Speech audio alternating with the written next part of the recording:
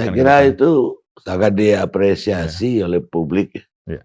Karena memang benar bahwa itu yang jadi, apa ya, jadi ikon buruk dari kepolisian Iya.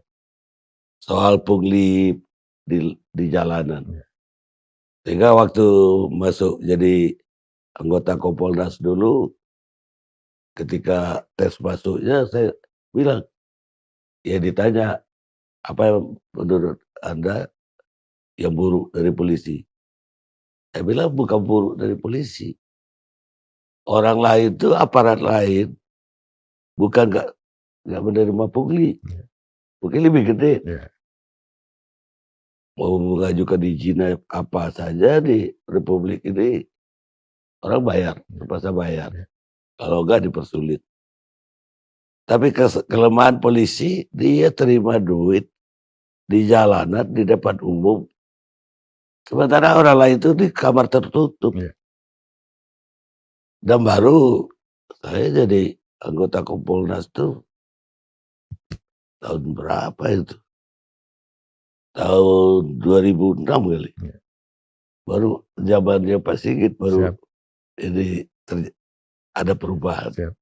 Ya mudah-mudahan ini akan menjadikan juga yang lebih baik. Satu lagi yang juga mengagetkan, saya dengar Pak Kapolri juga memerintahkan seluruh jajaran tidak ada lagi membayar uang sogok kepada Iya. atasan Iya. tunai pangkat Iya. atau untuk masuk sekolah. Iya. Itu juga sangat diapresiasi banyak orang, karena itu sumber awal dari korupsi itu kan Iya. dari situ. Kalau masuk sekolah aja kita ada dipungut, apalagi kalau kita pinjam pula Iya. atau ngadain Iya. rumah orang tua. Siap. Begitu kita menjabat kan kita harus cari Iya. untuk diganti. Iya. Ini yang enggak, selama ini yang enggak, dan itu memang bisa merajalela, karena si siswa ini nanti kalau udah jadi Kapolres, jadi apa, akan begitu lagi Iya. keadaan Iya. buahnya. Cuma yang saya khawatirkan satu aja, Pak. Saya membayangkan Polantas itu udah tiap hari, maka kayak berburu di bekolan-bekolan untuk nangkapin mobil yang ganjil genap aja itu korban tuh. Iya. Lah sekarang ini kalau itu Pak Kapolri tegas melarangnya, orang kita kan begini Pak, kalau udah biasa gaji misalnya, taruhlah gaji 1.000.000 misalnya, tapi dapat 500 per hari, kan 1,5 juta jadi. Iya. Gaji 1.000.000 sehari Iya. maksud saya. Untuk turun lagi belanja itu jadi 1.000.000 susah Pak. Iya. Karena kita udah terbiasa di Iya. atas. Iya.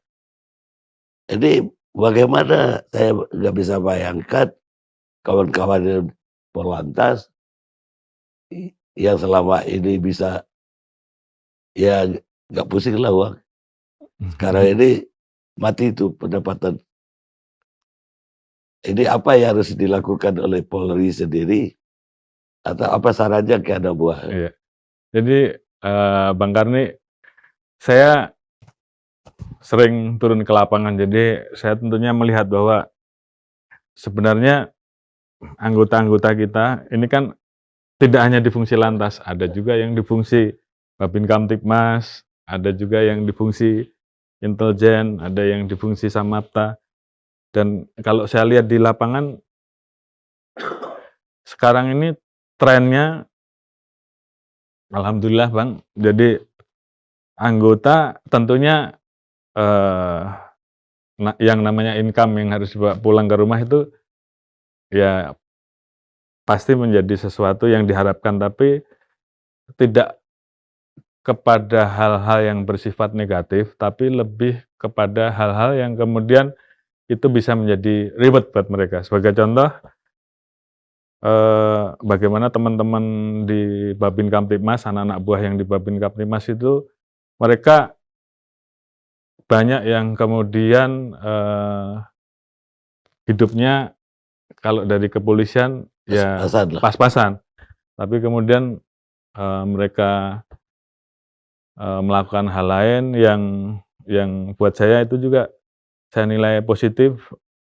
Artinya kadang-kala ada yang gajinya dia sumbangkan untuk membuat semacam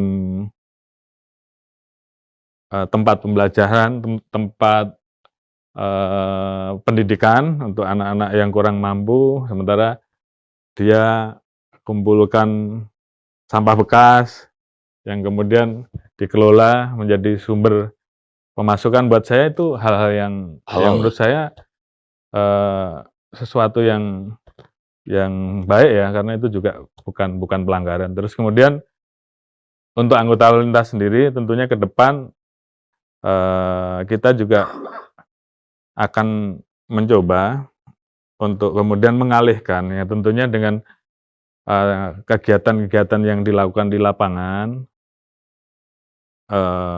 penegakan hukum yang digeser, terus kemudian kegiatan-kegiatan dia yang mungkin lebih banyak edukasi dan turun di lapangan pada saat macet dan sebagainya, itu ke depan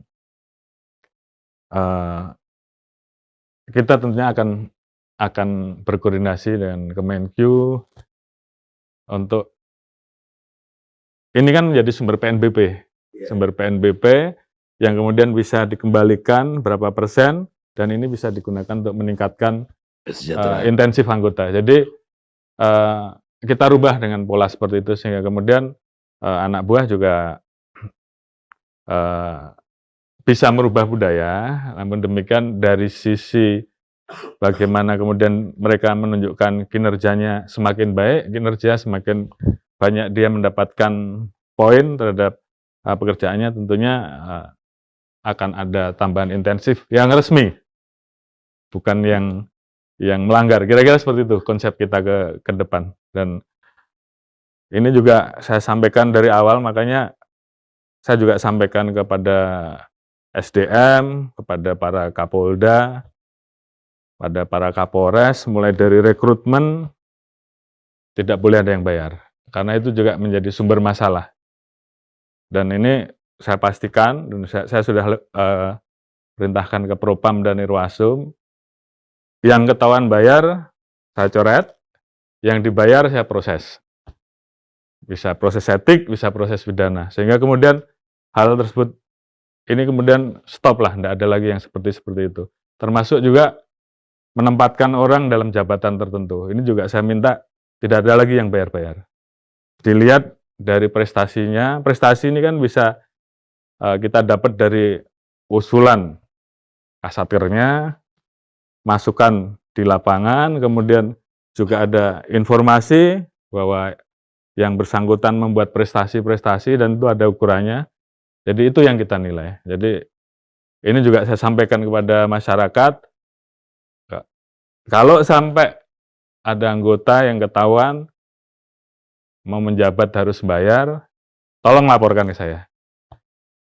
Saya akan copot yang bersangkutan dan yang petugas yang menerima juga saya proses. Jadi hal-hal ini tentunya harus kita perbaiki sehingga kemudian kita bisa mengikis lah budaya-budaya yang negatif yang memang menjadi sumber munculnya pungli itu ya salah satunya karena pengen mengembalikan uangnya yang dulu sempat dia keluarkan. Jadi ya memang polisi ke depan harus seperti itu, Bang Karni, dan itu tentunya masyarakat juga akan mendukung saya kira karena memang kita pengen polisi jadi lebih baik. Kira-kira begitu, Bang Karni.